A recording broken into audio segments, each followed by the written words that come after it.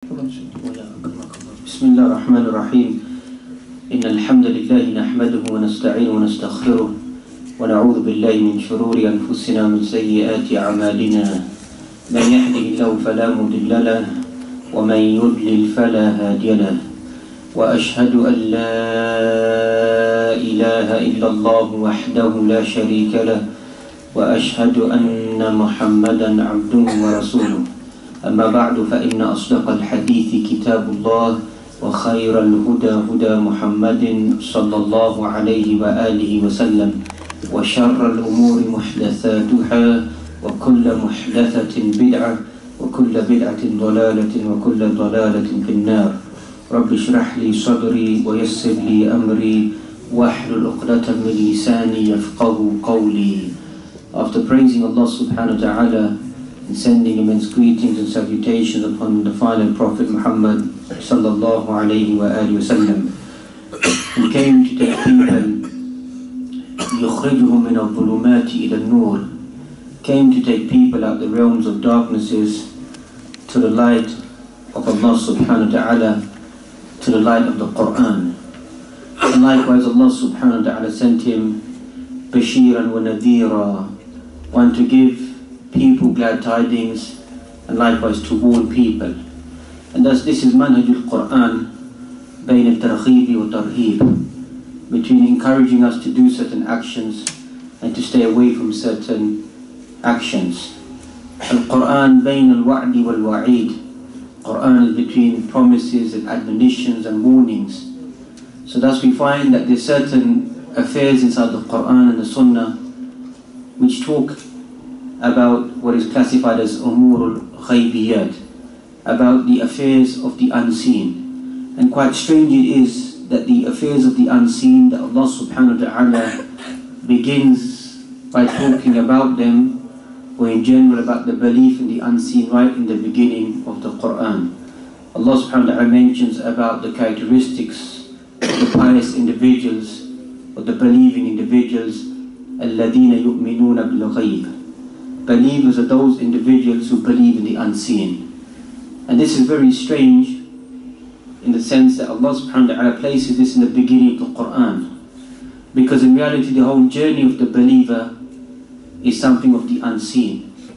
And most of the believers, if not all the believers, should have that al-yaqeen, that certainty that the actions that we do upon this dunya, many times the fruits or the benefits are not visualized upon this dunya. Even though Allah subhanahu wa ta'ala at times does give what is classified as al-bushra, لَهُمُ الْبُشْرَى فِي الْحَيَاةِ الدُّنْيَا وَفِي الْآخِرَةِ. Allah subhanahu wa ta'ala gives glad tidings, gives element of goodness, tranquility, peace, encouragement upon this dunya. But sometimes it's not always given there. And thus we find that, as some individuals mentioned, that if a salah had a price which was given to it, you find that everybody would pray 5 times a day. If everyone underneath their prayer mat was given £10 for each salah, you find a difference in the attendance of people, because now there's a physical, materialistic element that's there to rakhibuhum, to give them encouragement. But the encouragement is already there inside prophetic traditions. When the Prophet ﷺ mentioned that if one of you had a river flowing outside of his home and was to bathe and to wash in that and cleanse themselves, would there be any signs of filth upon that, or dirt upon that individual? Nay, indeed there will not be. And that is the parable of the 5 daily prayers. They wash away one's sins, they raise one's rank, they bring one close to Allah subhanahu wa ta'ala. But some of us, we find that these things are trivial. We find topics of the major aspects of the unseen, we find them interesting. That's the nature of the human being. Affairs of the end of time, the end of the world, the coming of return or coming of Mahdi, return of Isa alayhi salam, Dajjal. These are affairs that sometimes Muslims will flock to listen to. And it's good to learn what our aqa'id, what our belief is. But what about the preparation before that? And as you find in ulama talk about as-sa'a, the coming of the hour, ata amrullahi fala tasta'jiluhu. In the beginning of Surah Al-Nahl that we find 16th chapter of the Quran, ata amrullah, fi'l madi. Allah subhanahu wa ta'ala talks about the hour, it has already been established. لأنه كأنه حتما It's definitely something that's taken place in front of Allah subhanahu wa ta'ala the last day. So Allah subhanahu wa ta'ala talks about it in the past tense. أَتَى أَمْرُ اللَّهِ فَلَا تَسْتَعْجِلُوهُ. Indeed, the command of Allah subhanahu wa ta'ala has come, has fallen to take place. اقترب للناس حسابهم وهم في غفلة معرضون. Indeed, the Sa'ah is coming, is approaching, and most of mankind are in a state of ghafla, heedlessness. Likewise, we're talking inside Surah Al-Qamar that we find Allah subhanahu wa ta'ala mentions once again that indeed the moon of the has been cleft asunder and the hour is about to be established.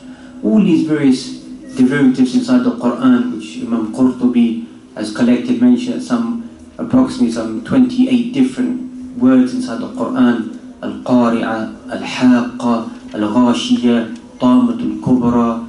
We find Yawm al-Hisab, Yawm al-Taghabun. All these various forms inside the Quran that we find are all formats of talking about the last day. That's why Imam Qurtubi also wrote a famous book, some 500 pages, talking about the difficulties of the last day or the journey of the last day. So our main theme, our main focus is that preparing ourselves. That it's good to know what will take place towards the end of time, but also what is known as Sa'atul Sughra. What is the minor coming of the hour of the individual? The minor coming of the hour of the individual is death, al-maut. Because when a person leaves this dunya, then their hour has been established. Because leaving this dunya is kalamhil basari aw huwa aqrab. When you die, you leave this dunya, enter into hayatul barzakhiyah, in the interspace, it is only like the blinking of an eye. Then you find as-sa'atul wusta, the middle hour. And ulama have described this whereby a whole generation has been wiped out by Allah subhanahu wa ta'ala. And then you find as-sa'atul kubra, the major final day that will come, whereby that will be the end of time. And before the end of time, or during the end of time, we find that there are the 10 major signs, or actually a prelude to them is Al-Mahdi.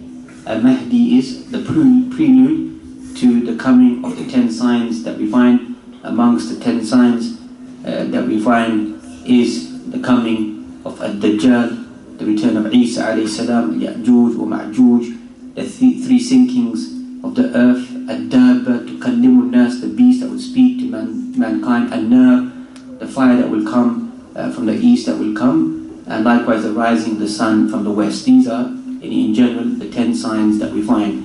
The focus that we want to give upon tonight, later, is about Ad-Dajjal. And thus we find that the concept of Ad-Dajjal that we find is all based upon prophetic traditions, and especially because as we began with Umur al-Ghaybiyah, there is a general principle that when companions are narrating about affairs of the unseen, they're not speaking from their own selves.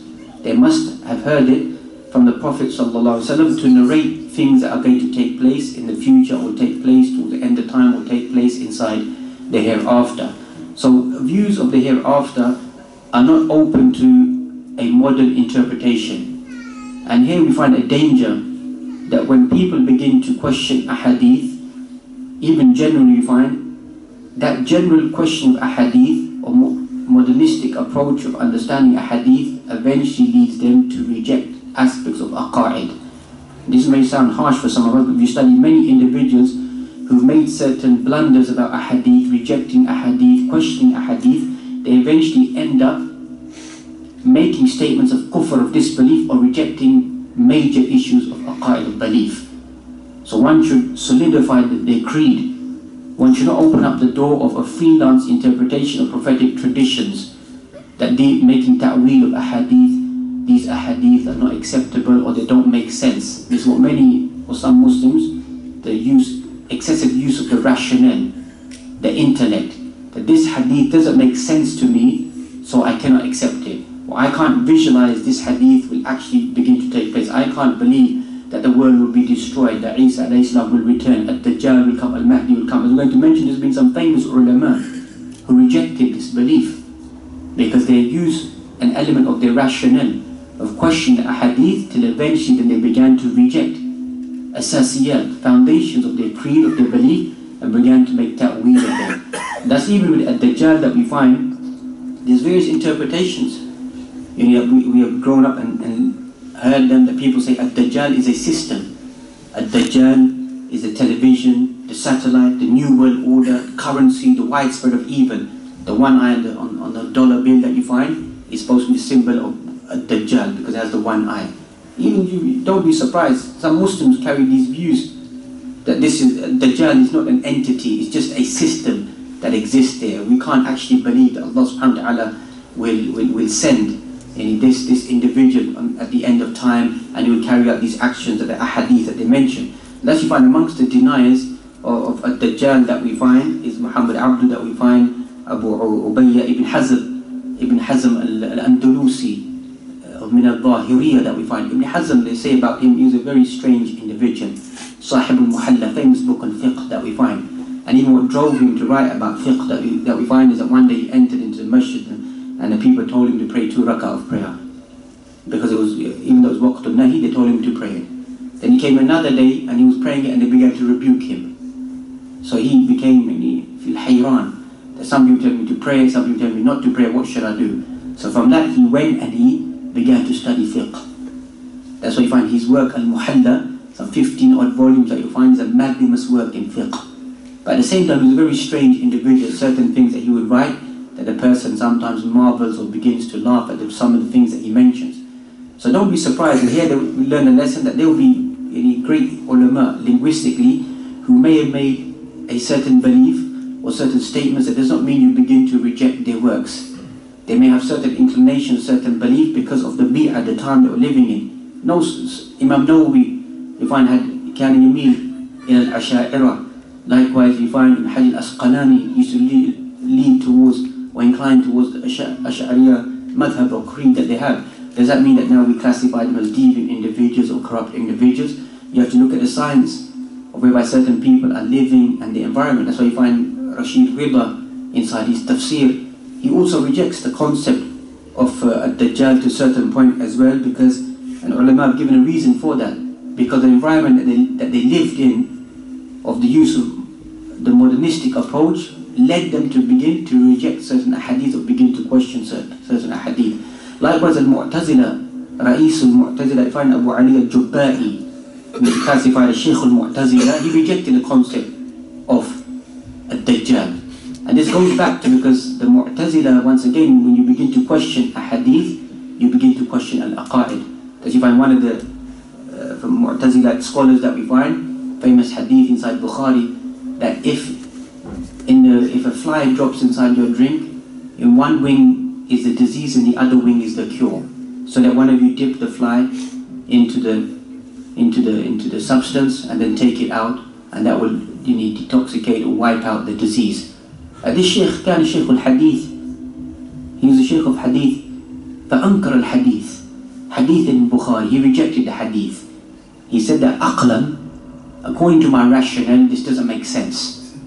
Okay, he said according to my rationale, it doesn't make sense. Even though science has proven it today, that the wing, and one wing is the disease and other wing is the cure of the fly. That doesn't mean you have to, somebody says you have to drink the drink. Sheikh Tayyibun rahmatullah explained, the Hadith mentions that if a fly comes into your drink, then you push it inside, and you can throw the drink away if you want. You don't have to drink it. Someone's about to say, now you have to drink the drink. It becomes pure. But the shaddidun, being harsh, you don't have to drink the drink. It naturally is repulsive, you leave the drink alone. So you find here, the point here is that the Shaykh rejected it because according to his intellect, it did not make sense. Something had not been discovered, not been known to mankind, so he rejected the hadith. And this isn't going back centuries ago. I don't want to mention Shaykh's name out of respect, but it's not too long ago, maybe some 30, 40 years ago, that you find that this view was written and didn't pass too long ago. As for the belief of Ahl Sunnati wal Jama'ah that we find, Qadi Iyad mentions أنه شخص بعينه. Dajjal is not a system, it's not a superpower, it's not some computer control of the world or whatever, maybe the new world order. Qadi Iyad mentions that he is an actual entity, individual that will come. Ibn Kathir mentioned بل له حقيقة, indeed he has a reality that Allah subhanahu wa ta'ala will send him upon this earth في آخر الزمان or آخر الزمن, to begin to become a test from Allah subhanahu wa ta'ala. Likewise, Al-Hafiz ibn Hajj al-Asqalani, Ibn al-Arabi, al-Maliki, not al-Sufi, Ibn al-Arabi al-Maliki, the famous Mufassir of the Quran, and he all went to the view that he is actually an individual that will come. And likewise, they all conclude that he is the greatest fitna. Many of us, we talk about the fitna that we're living at the moment, whether it be the fitna of Sham or Palestine or Iraq, or in general the Muslim world at the moment that we find. لا فتنة أعظم من فتنة الدجال. There is no greater fitna this Muslim ummah will face than the fitna of Dajjal. Likewise, other narration that you find, لا يخرج الدجال حتى يذهل الناس عن ذكره وحتى تترك الأئمة ذكره على المنابر. There will be no greater fitna that before this Muslim ummah except for the coming or the exiting of Dajjal. And amongst the signs of closeness of exiting Dajjal is whereby A'imma do not begin to speak about him upon al-manabir. That you have to warn the people continuously on a regular basis about the coming or the exiting Dajjal. And so people become laxical and not talking about the exiting of Dajjal or will take place and not reminding people to prepare themselves. You find that this will hasten the release of Dajjal to return back upon this earth. Amma ta'rif al-Dajjal, the meaning for Dajjal or lughatan that we find was shar'an, because it helps us to understand what al-Dajjal is.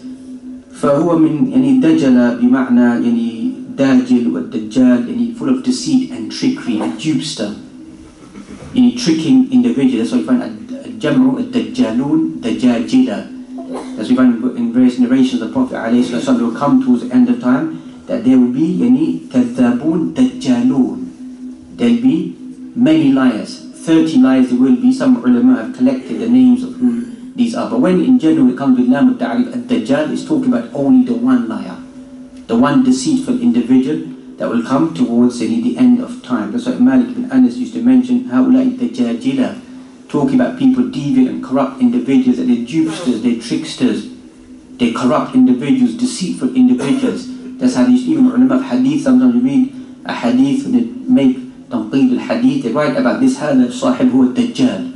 This person is a deceptive individual, a treacherous individual. It doesn't mean he's the one at Dajjal that come at time, but because the person is full of deception, deceiving individuals. And what more bigger deception can there be than regarding about the prophetic statements of the Prophet ﷺ? That's why Imam al-Muslim is at the beginning of his Muqaddamah, going back to Muhammad ibn Sirin, he mentions لولا الإسناد لقال من شاء ما شاء. If it wasn't for Isnad, chain of narrations, anybody could say whatever they wanted to say. Deen is not based upon emotional feelings and personalities and individual, as Ibn Qayyim al-Jawziyah inside his famous Qasida al-Nuniyah, thousands of lines of poetry. Ad-Deenu qala Allah wa qala Rasul wa qala Sahaba. That's what Deen is. It's not about the intellect, the mind, the rationale, your feelings, your perception, what you feel inside your heart. That's not what Deen is based upon. It's upon evidences. And as you find, من كذب علي متعمدا فليتبوأ مقعده من النار أو في النار. Whoever lies upon me intentionally, Hadith in Bukhari, let him take his seat in the hellfire. That's what the Prophet ﷺ mentioned. Whoever lies intentionally. But look, when some people, when shaitan deceives their mind, لا نكذب عليه نكذب له. So when people, they make up a hadith, وَالضَّعُونَ دَجَّالُونَ, begin to betray people, a hadith with wording and deceive people, what do they say? They say, we're not lying upon the Prophet ﷺ, we're lying for him. Look how the devil deceives them. They say we are lying for him to protect his deen. You cannot invent a hadith and try to encourage people and deceive people. This is the ultimate form of deception. It is to lie against the Prophet ﷺ. He did not say something and you begin to present this inside society. We find Imam Qurtubi mentioned his works of Tadhkirah. He's mentioned all of the mushtaqat, all the derivatives of the word al-Dajjal, or the meaning of al-Masih. Thus we find al-Masih tutlaq ala Siddiq wa al-Dalil al-Kadhab. Al-Masih is given to Isa alayhi salam, this title, as likewise given to al-Dajjal. Min ma'ani of al-Masih that we find is either min masaha, yamsahu, to touch or to wipe. And we know that the miracles that were given to Isa alayhi salam, that he would wipe over the person born with leprosy, with skin disease, or born blind, etc., to wipe over them, and by the permission of Allah subhanahu wa ta'ala, they will be healed. And likewise, you find that Dajjal will be able to harm people, or they've mentioned, ulama mentioned that لِأَنَّهُ يَمْسَحُ عَلَى الْأَرْضِ, he's able to travel swiftly, wipe over the earth, covering quick distances very quickly or very swiftly. Likewise, we find he is called Masih لأن إحدى عينيه ممسوحة. The ulama mention he's called Masih because one of his eyelids are sealed. They've been covered up. So basically, he is one-eyed. Or as we mentioned, لأنه يمسح في الأرض في 40 يوما, will travel across the whole of the earth in 40 days. As for the characteristics and descriptions that the ulama collected of Awsaf al-Dajjal, Imam Shawkani, famous Yemeni scholar, Sahibu Fath al-Qadir, likewise Nail al-Awtar, another book on fiqh that we find, Shawkani fi Tawdih has collected some 100 ahadith regarding al-Dajjal and the fitna that he will bring, that will come with. You find a hadith going back to Bukhari whereby the Prophet ﷺ mentioned that indeed that every Nabi came and he warned his people about this individual. And I'm going to tell you some information about him that none of the previous prophets told their members or their followers about. So remember, as we began with, that every single messenger will remind his people about the days or the end of time and exert them. Likewise, Imam, their role is to remind people about the final moments or the final time upon this earth. And what I'm going to inform you upon is that إِنَّهُ أَعْوَرٌ وَإِنَّ اللَّهَ لَيْسَ بِأَعْوَرٍ. Indeed, Ad-Dajjal is one-eyed. He's blind in one eye, and your Lord Allah subhanahu wa ta'ala is not blind. أَعْوَرُ الْعَيْنِ الْيُمْنَى كَأَنَّهَا عِنَبًا صَافِيًا. He will be blind in his right eye as if it is a clear, like a grape. Other narrations talk about like a protruding, his eye will be bulging out, be seen, but it will be bulging out. Other ulama mention that it will be his left eye. Allah alam about this, but he had that we find what is the most strongest view is his right eye. Likewise, we find that he will be عينه كعنبا طافية. You find that his right eye will be protruding, sticking out like a grape will be sticking out, bulging out of this individual. In a hadith in Bukhari also that we find that every single messenger warned his people about Dajjal, and indeed I'm going to warn you about this individual. وَإِنَّ بَيْنَ عَيْنَيْهِ مَكْتُوبٌ كَافِرٌ. And between his two eyes on his forehead will be written the word kafir. Or في رواية in Muslim that we find will be written kafara, kaf, fa and ra will be written on there. And every individual, whether they're literate or illiterate, will be able to read it. And then once again, people may ask the question, what if a person can't read, how they're going to be able to know these haruf? Remember, these are umur al-ghaybiyat. These are affairs of the unseen, of what will happen at the end of time. In the meantime, people say weaponry as well. How will the world return back to fighting with swords and spears and whatever the classical form of weapons? That is down to Allah subhanahu wa ta'ala, that He will create that environment or place that once again, that people return back to that format. يَقْرَأُ كُلُّ Muslim. Every single Muslim will be able to read it. That's why once again, ulama go into a discussion that is this majaz, is this just a figurative speech that everyone recognize that he is a disbelieving individual, or does it actually mean that everyone will be actually imprinted on his forehead? And the most strongest view is it is actually printed on his forehead. That these haruf will be printed on his forehead, and every individual will be able to see it and recognize this individual. And likewise, we find we'll have twisted, cropped hair, أنه عقيم لا يولد له, and he will be barren. He'll not be able to have children.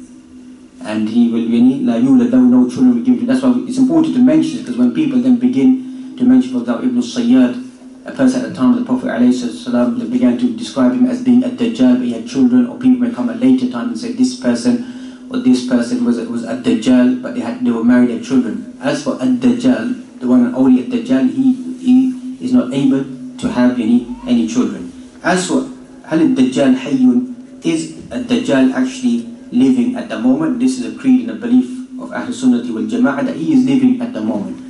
As for how his age is, etc., that we find, these are once again affairs of the unseen. أما من أين يأتي الدجال, المكان هو خراسان وهي من بلاد المشرق. In the Muslim Imam Ahmad that we find, الدجال will come from the land of Khurasan, which is the area of ما وراء النهر, the area behind Afghanistan, Khurasan, all that area, somewhere from around the area you will come. In other wording, you find ألا إن في الفتنة ها هنا إن الفتنة تجي من ها هنا, speaking regarding towards the land of fitna towards the east of Medina that we find.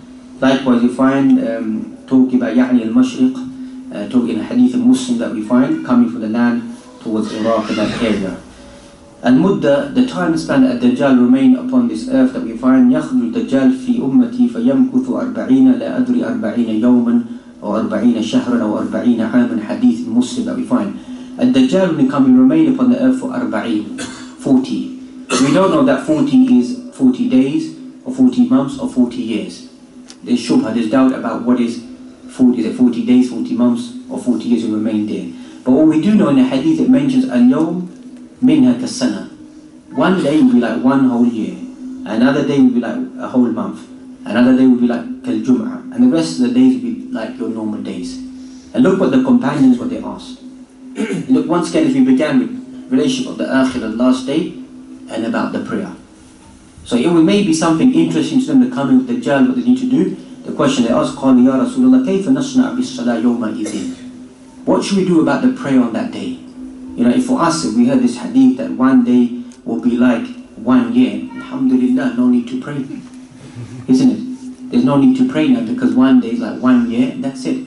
The Prophet ﷺ said, بل صلاة اليوم أو نقد قال بل تقدروا. Estimate your timings of prayer.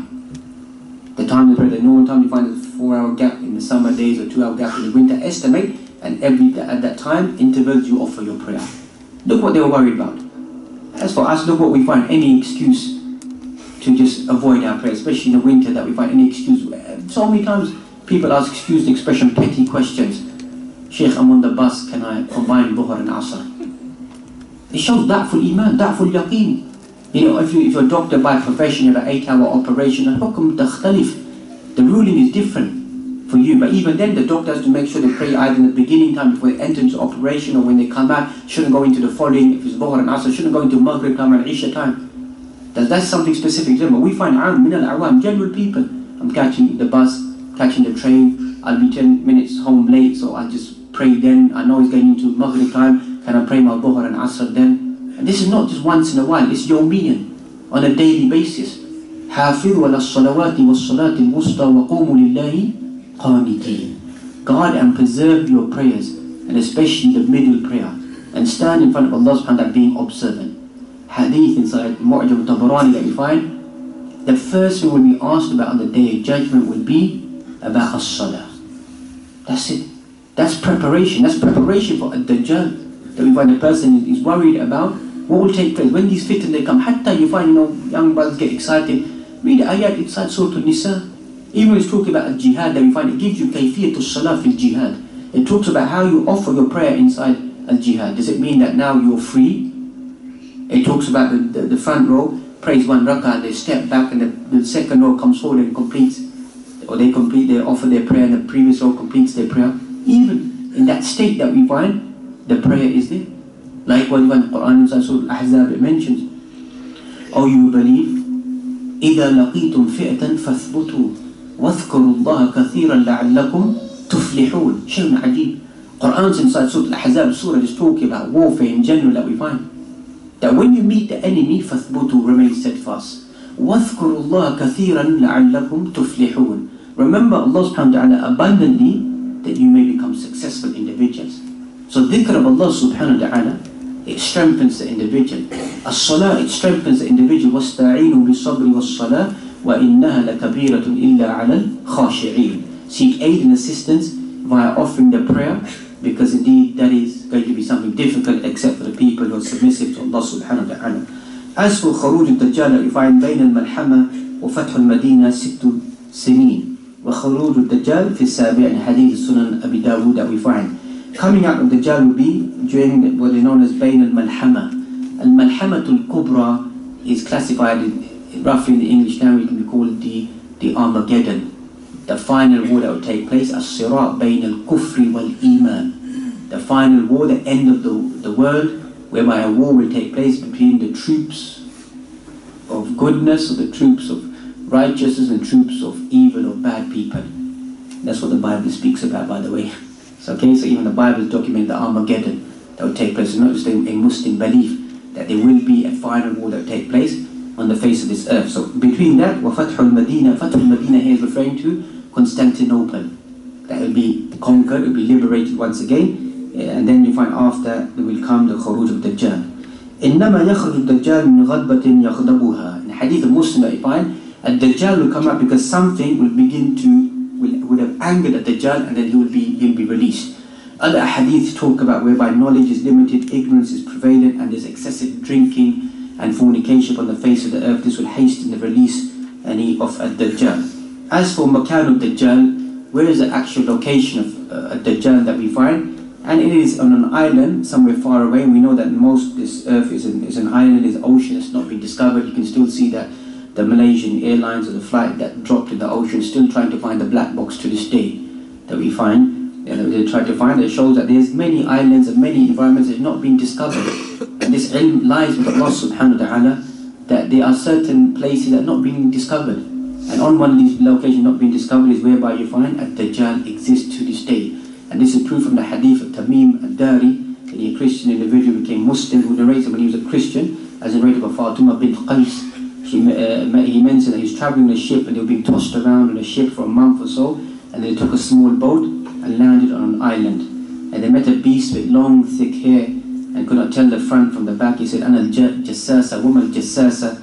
And then they spoke to the individual and said, go to this person inside the monastery because he's eager to meet you. And we fled from this beast individual thinking he may be a devil, a shaitan, and we entered into the monastery. This is what Tamim al-Dari is narrating when he was a Christian.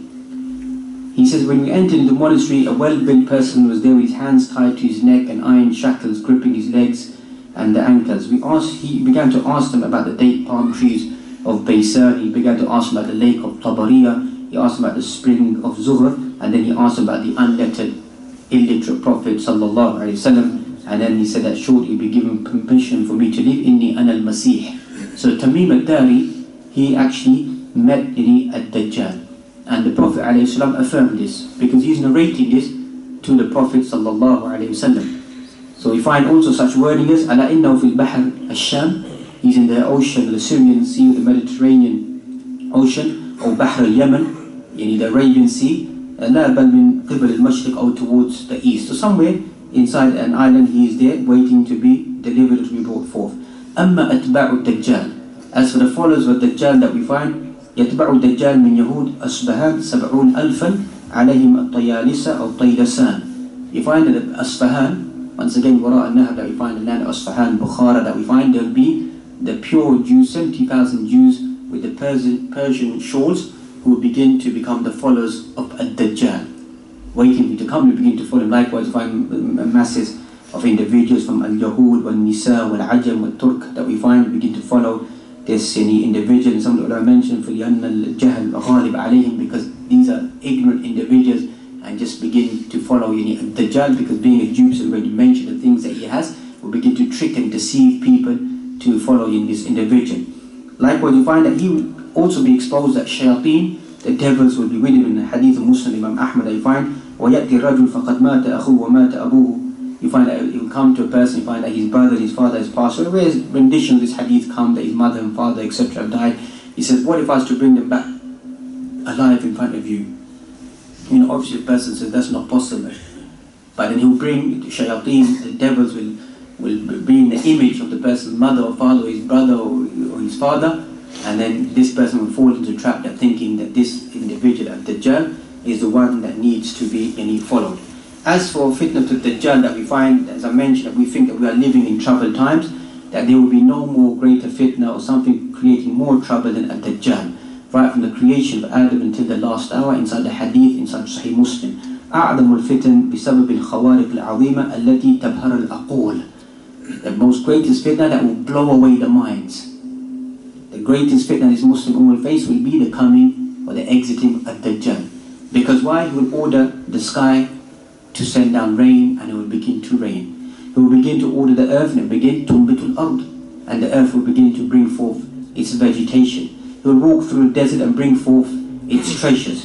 He will split a young boy in half and walk through the two halves and put him back together again. He will have two rivers with him, rivers of water and fire, Nahran, Jannatuhu naran wa naru jannatan. You find that the Jannah will actually throw somebody inside his paradise, then they're actually going to be going into the hellfire. And he throws someone into his hellfire, that person actually being thrown into paradise. Imagine these fitan. these testings are what Allah subhanahu wa ta'ala has allowed, exposed and given this individual to have such elements to be given to him. So as you find, masses of people will become confused. A mountain of bread will be given to him. He has a great big donkey to be able to travel upon the earth. But for every disease there is a cure. And quite strangely, the cure once again is as-salah. Because we find al-isti'adha min al-Dajjal. You find him seeking refuge from al-Dajjal. As some of fuqaha mentioned inside the final tashahhud, they need to seek refuge from Masih al-Dajjal. It's compulsory, it's obligatory. It's a minute view amongst fuqaha. They said that before you give taslim, you should seek refuge from Allah subhanahu wa ta'ala. Various wordings that we find, وَمِن شَرِّ الْمَسِيحِ الدَّجَّالِ وَأَعُوذُ بِكَ مِن فِتْنَةِ الدَّجَّالِ, or وَمِن شَرِّ فِتْنَةِ الْمَسِيحِ الدَّجَّالِ وَأَعُوذُ بِكَ مِن فِتْنَةِ الْمَسِيحِ الدَّجَّالِ. Various wordings that we find. Whichever wording that you take, you find that before a person gives salam, should seek refuge from the fitna of ad-Dajjal. Because this is once again something that will protect the individual from the coming or the exiting of Dajjal upon the earth. Likewise, we find that also what will protect the individual from Dajjal, various wordings that exist in Sunnah Imam Tirmidhi, the first 3 ayat of Surah Al-Kahf, the wording inside Surah of Imam Muslim, we find the first 10 ayat of Surah Al-Kahf. In other wordings that you find the final 10 ayat. That's why Ibn Kathir and other ulama went to the view that you may as well learn the whole surah. You may as well learn the whole of Surah Al-Kahf to protect yourself, whether it be, even though the most accurate view is the first 10 verses of Surah Al-Kahf, but if it's the view of the first 3 verses or the last 10 verses, just learn the whole surah. And that's why even if you study Surah Al-Kahf, the main 4 themes of Surah Al-Kahf are talking about what? Fitna. The main stories of fitna, aren't they? All fitna to mal, fitna of wealth, fitna of position, of authority that we find, is all fitna inside there. And then the cure is mentioned inside there as well. So the least that the person can do is at least read Surah Al-Kahf and Yawm al-Jum'ah. Once again, ulama of hadith or some brothers, like, sometimes some brothers are very strange. Something which is an average practice and well known, somebody will come along and quote a famous sheikh and said that he qad da'af al-hadith, has made the hadith da'if, so we leave the recitation of Surah Al-Kahf. But always remember, in principles, always follow the general consensus. Yadullahi ala al-jama'ah. If you follow the general consensus of Muslims, you'll be successful in anything. All this fitna, even at the moment, 1 or 2 people come and say this is al-Mahdi, or this is a safe group, or this is that type of individual. Follow the jama'ah, follow the consensus of Muslim body. That is the safest approach you need to do. That's why even that you find when people claim to be al-Mahdiyun or the revivalists, or even people claim to be Isa alayhi salam, all these individuals, you study some of these individuals, they had some psychological problems. If you study them about their lives, what type of individuals that they were. The only time that you find that there was clear fitna, whether who is this al-Mahdi was in 1979. Was a Qahtani that we find time 1979, Juhayman that we find, some of the ulama, Sheikh Murtaza still living to this day. He was one of the people who was there, and even Sheikh bin Baz rahmatullah even went to the view, or even inclined that possibly this individual is al-Mahdi. That was in 1979, because that was the only individual who came outside the Kaaba, as narrations have mentioned, that he would be given the pledge outside the Kaaba. As for the rest of al-Mahdiyun that came, none of them, Mirza Ghulam Ahmad Qadiani, his Kaaba was where? Inside where? India, wasn't it? That's where it was. A Sanusi was inside Sudan that we find, other individuals. None of them ever got close to the Kaaba. But this is the only individual that we find that came close or done that, and a lot of the ulama at the time, Sheikh Shanqiti, Sahib al-Adwa al-Bayan that we find, him, Sheikh bin Baz rahmatullah alayhi, number of other famous ulama were inclined that maybe this could be is al-Mahdi. But you can read in historically what this individual and he carried on and began to do. What concerns us, reading of Surah Al-Kahf? Person who reads it, or we're talking about when people begin to choose these weird concepts and begin to focus upon them and not carry out the general practice. So reading of Surah Al-Kahf that we find will give a person light from one Friday to the following Friday that we find. Second, we find at-tamassuk bi-sunnati, to hold fast to the sunnah and teachings. فَفِرُّوا إِلَى اللَّهِ. Some of us, when fitan come upon us, we begin to run away. Excuse expression, don't want to make anyone feel bad, but some people think that if I'm displaying myself as a Muslim, now because it's difficulty, I shouldn't dress like a Muslim, I should maybe shave my beard, Allah forbid, or maybe my name Muhammad, change my name to Mo or something like this. That's what some of us we do. We think that's the solution. Who said that's the solution? That then to take away your identity, take away your symbols, take away what you're supposed to be doing, that will somehow give you some form of success or give you some form of protection. How far are you going to go to be able to protect yourself? The solution is try to become more holy fast. What's going on in Syria at the moment in Sham is very troublesome. But this could be my personal belief and I could be wrong. This should be strengthening our iman. That's what it should make us come closer to Allah subhanahu wa ta'ala. What am I missing in my life? Because we are only an image of that corruption. You know, people think that, you know, this corruption or whatever is taking place, we're a reflection of it. Because we're corrupt in our own ways, if we can use the word corrupt, but you know, we're negligent. So Allah subhanahu wa ta'ala allows certain things to take place in the face of this earth to encourage us to return back. أَوَلَا يَرَوْنَ أَنَّهُمْ يُفْتَنُونَ فِي كُلِّ عَامٍ مَرَّةً أَوْ مَرَّتَيْنِ ثُمَّ لَا يَتُوبُونَ وَلَا هُمْ يَذَّكَّرُونَ. Don't you see that we test you once or twice in a year, that you may begin to reflect and begin to ponder and return back to Allah subhanahu wa ta'ala. ظهر الفساد في البر والبحر بما كسبت أيدي الناس ليذيقهم بعد الذي عملوا لعلهم يرجعون. Allah subhanahu wa ta'ala mentions in Surah Al-Rum, if I'm not mistaken, 30th chapter of the Quran, corruption has appeared on the face of on the earth and upon the ocean for what purpose? That you may taste the fruits of your own actions. It's our own actions that way. There's one, many ulama have concluded, it sounds very harsh, it's our own actions. Allah subhanahu wa ta'ala is making us go through this to pure, even though Asham is difficult, it's hardships, but once again Asham is a place of resurrection. A place of many things will take place. So maybe Allah subhanahu wa ta'ala is purifying that land, creating that environment from being a developed city, whatever it may be, then to maybe it sounds harsh, to crumble it and to destroy it and then prepare it. Because no one knows when the final hour will be. As more and more we're coming to the final hour, that's why we find Ashratu Sa'as, we began with some 60 up to some maximum 90 signs that we find in Sheikh Yusuf al-Wabil in his Risala al-Magister, is collected the 90 odd signs, the minor signs of the Day of Judgment. And he mentions inside there that near enough all of the minor signs are there. There's just maybe a few that need to click into place, and then the major signs will begin. As a side point, when it comes to the major signs, you cannot dissect them. When one comes, as Ibn Hajar al-Asqalani mentions, if one comes, they all have to follow. So if Ya'juj and Ma'juj have appeared, because some people, or certain individuals, he writes this, a contemporary scholar, he writes that Ya'juj and Ma'juj is actually upon the face of the earth at the moment. If they're there, where's Isa alayhi salam, where's Ad-Dajjal? You cannot dissect them. You cannot break them apart. So this is the creed of Ahlul Sunnah wal Jama'ah. Once one of them is there, all of them will begin to take place. The only thing they begin to differ upon, once again, it's talking about Jam Bain al-Ahadith. When some Ahadith mention the first sign, or the 10 signs will be the rising of the sun from the west, the other sign will be Khuruj al-Dajjal. But look how ulama combine these Ahadith. They said the first sign of the major sign of the Day of Judgment in relationship to the ayat al-Kawniyah that we find will be the rising of the sun from the west. وَأَمَّا al-ard that we find will be the coming Khuruj al-Dajjal. So they bring these two Ahadith together to prove that all of these aspects are true or begin and need to take place. And likewise we find that another way to protect oneself from al-Dajjal is al-firar min al-Dajjal. And some of us think, oh, I'll be brave and I'll fight him and I'll do this and do that. No. It's to flee away. Don't think, لا تتمنوا لقاء عدوكم. Don't ever think you want to meet the enemy. No one should aspire. You know the Prophet ﷺ, read from his seerah, he never wanted to meet the enemy. But once he got prepared and he wore his shield, he wore his armor, then there's no turning back. But he never, you know, people, they like to convey, Allah forbid, Mustashriqun, Orientalists, bloodthirsty, wants to kill people, wants to harm people. If you've studied the seerah in great detail, you find how many times actually people were killed or were slain, or how many times he avoided any form of contact, any form of battle with the people.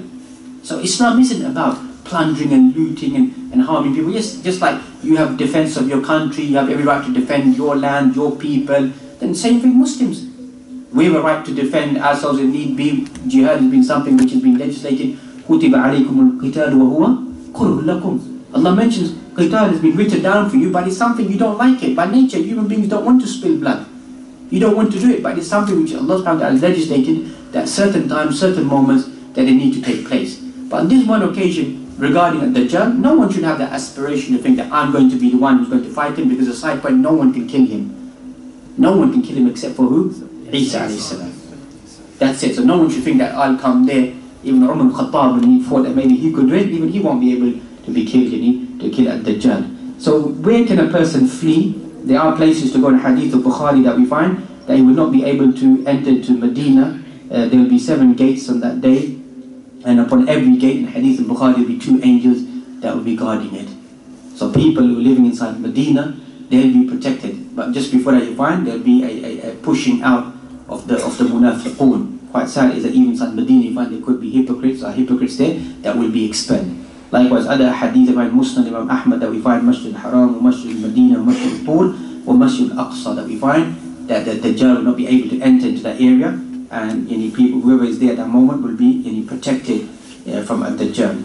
Then we find that some ishkalat, that we find some doubts that people begin to mention about Dajjal, because as we know, as we began with the modernistic approach that we find when people get so deep into reading, and they say, oh, but Dajjal is not mentioned inside the Quran. The word Dajjal is not actually mentioned in the Quran, and it's not mentioned in the Quran. That doesn't mean that its existence is not true. Allah subhanahu wa ta'ala does not need to mention every single word inside the Quran and place it, but Allah subhanahu wa ta'ala will mention certain symbols inside the Quran, or certain words inside the Quran when we begin to study them. Even the whole ayat inside Surah An-Nisa talking about the return of Isa alayhi salam. Inside that in itself is talking about the coming for Dajjal, or the return of Isa alayhi salam, that we find. Likewise, فَالْيَوْمَ يَأْتِي بَعْدُ آيَاتِ رَبِّكَ لَا يَنْفَعُ نَفْسًا إِيمَانُهَا لَمْ تَكُنْ آمَنَتْ مِنْ قَبْلِ أَوْ كَسَبَتْ فِي إِيمَانِهَا خَيْرًا. Inside here you find that many ulama tafsir that they mention that on that day when the signs of your Lord that they come. They say the signs of your Lord on that day will be Ad-Dajjal. On that day of judgment will be, or that day will be Ad-Dajjal. Likewise you find the books of tafsir, these ayat as Surah An-Nisa as we mentioned, they all, if you go back and you read them, they talk about the coming or the role of Isa alayhi salam will come back upon this earth. And amongst these tasks will be to break the cross, to kill the swine, and not to take jizya from the people, and to kill the Antichrist. That's why you find in Y2K, the year 2000, you find people flocked to Palestine, flocked there. Why? Because they thought that's the coming of Christ, the end of the world. And you find that in Muslim Imam Ahmad that you find يُقْتَلُ ابْنُ مَرْيَمَ الدَّجَّالِ بِبَابِ لُدْ.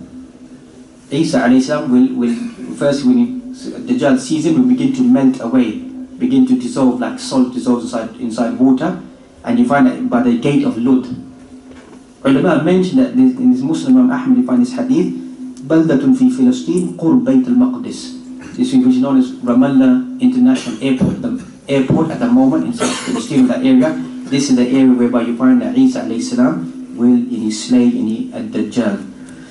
So also we find that some ulama mentioned, talk about Ibn Sayyad, was an individual hadith in Bukhari that we find that this individual, that some of the companions like Ibn Umar that we find in Jabir and Abu Dhar, they took the view that this individual Ibn Sayyad is a Dajjal, because there's certain things that he was doing, or certain things that he was hiding, or certain revelations coming to him, anyway, whereby he said in the Huwa Dukh, the Prophet ﷺ said to him, what's inside my hand? And he said Huwa Dukh, because he was trying to enter the revelation that had been given to the Prophet ﷺ. فَارْتَقِبْ يَوْمَ تَأْتِي السَّمَاءُ بِدُخَانٍ مُبِينٍ. But he couldn't understand the full verse. He said it's dukh that's inside your hand. So maybe that shayateen could be intercepting inside there. So this proved that he was not at Dajjal, because later on he went and he got married and had children. And when Umar said that I want to slay this individual, Prophet ﷺ said leave him alone, because you're not going to be able to kill him. But some of the companions, my new view of them, they went to the view that Ibn Sayyad and he is Dajjal. So we find that as for us, what we need to understand about the concept of Dajjal, that this, as we began with, the reality that will take place towards the end of time, and when it comes, a person needs to be prepared, and that preparation begins on a daily basis, whether it be inside focusing upon their prayers, making al-isti'adha fi tashahhud, seeking refuge inside at-tashahhud, reading Surah Al-Kahf, holding fast to the deen, learning the sunnah, implementing it. All this will strengthen the individual to protect them from Dajjal. May Allah subhanahu wa ta'ala give us all the tawfiq and ability to become amongst those individuals الَّذِينَ يَسْتَمِعُونَ الْقَوْلَ فَيَتَّبِعُونَ أَحْسَنَهُ, who begin to not just hear but comprehend the words of Allah subhanahu wa ta'ala and implement them to the best of our ability. أقول قولي هذا واستغفر الله لي ولكم ولجميع المسلمين فاستغفروا إنه هو الغفور الرحيم. بارك الله فيكم. I think serve the issue at 7 o'clock, and just get prepared for that. I think this special guest Imam is coming as well, inshallah. بارك الله فيكم.